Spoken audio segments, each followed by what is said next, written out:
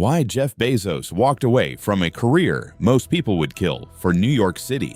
1994. Picture a man in his 30s sitting in a glass office on Wall Street, staring at a spreadsheet that doesn't look like anything special, just numbers, rows and rows of internet traffic data, except one number keeps refusing to make sense. Not 10% growth, not 100%, over 2,300% every single year. Bezos stares at it for a long moment. Numbers like that don't happen twice in a lifetime, and some quiet part of him already knows he can't unsee it. He has everything most people spend their whole lives chasing.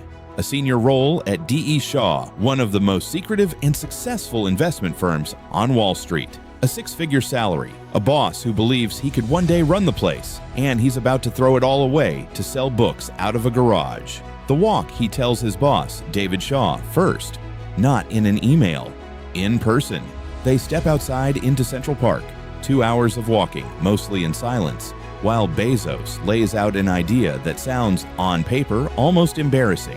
An online bookstore, no storefront, no physical shelf anywhere. Shaw stops walking, turns to him.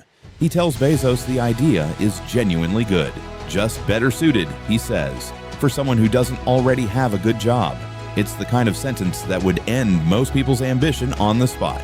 Shaw isn't trying to be cruel. He's trying to save a talented young employee from what looks, from the outside, like career suicide. He asks Bezos to sit with it for 48 hours before deciding anything. That night, Bezos asks his wife, Mackenzie, what she thinks. No hesitation. She tells him she's in 100%, whatever he wants to do. So he runs one final test in his head. He imagines himself at 80 years old, looking back on this exact moment. Would he regret trying and failing? Or would he regret never trying at all? There's no contest. He resigns days later. A business plan typed at 70 miles an hour. Here's a detail most people never hear. On the drive from New York to Seattle, Mackenzie is behind the wheel. Bezos is in the passenger seat, laptop open, typing out Amazon's entire business plan somewhere on a highway, watching state lines blur past the window. No office, no investors yet.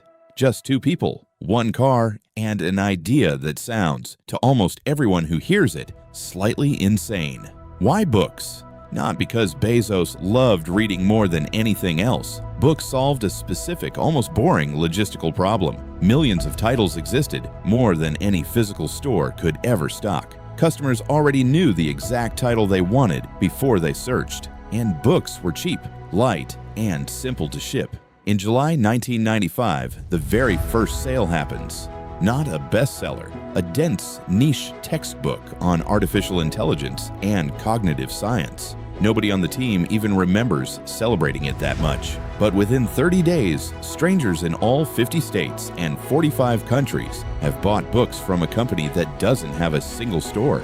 The desks are literally doors, bought cheap from a hardware store, propped up on wooden blocks because real desks cost too much. Employees pack boxes kneeling on bare concrete. And here's the detail that gets left out of most versions of this story. Every time a sale came in, a bell rang, and the whole team would stop and gather around it. Eventually, they had to unplug the bell. It wouldn't stop ringing. The year everyone was sure Amazon would die. Fast forward to the late 90s. Amazon is growing fast, but it's bleeding money, pouring nearly every dollar into warehouses and infrastructure instead of profit. One widely circulated Wall Street report doesn't just criticize the strategy, it gives the company a nickname, Amazon.bomb. Then in 2000, the floor gives out. The dot-com bubble bursts. Hundreds of internet companies vanish within months. Amazon's own stock collapses by more than 90% from its peak. Somewhere in Seattle, in an office full of people who've bet years of their lives on this company, the question isn't whether Amazon will struggle, it's whether Amazon will survive at all.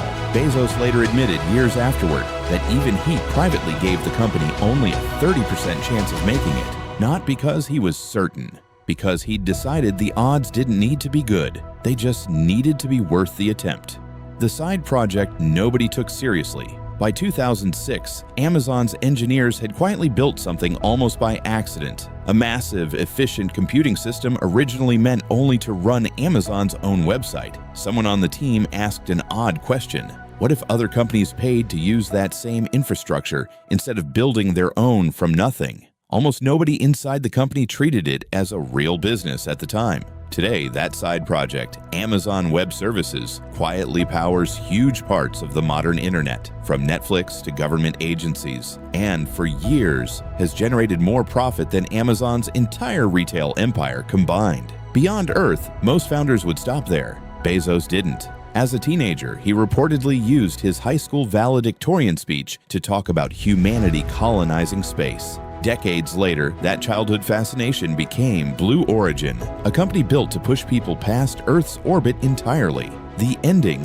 where there's still a version of Jeff Bezos who took his boss's advice, who stayed at the firm, kept the six-figure salary, and let the strange internet statistic fade quietly into a folder nobody ever opened again.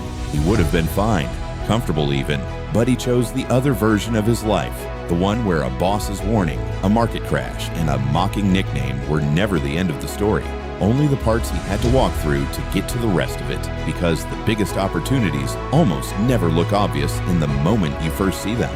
They look like a risk, a mistake, a crazy idea whispered on a walk through Central Park that only makes sense years later, when the whole world is already living inside it. Every billion-dollar company begins with a single decision. Sometimes the biggest risk is walking away from everything you already have.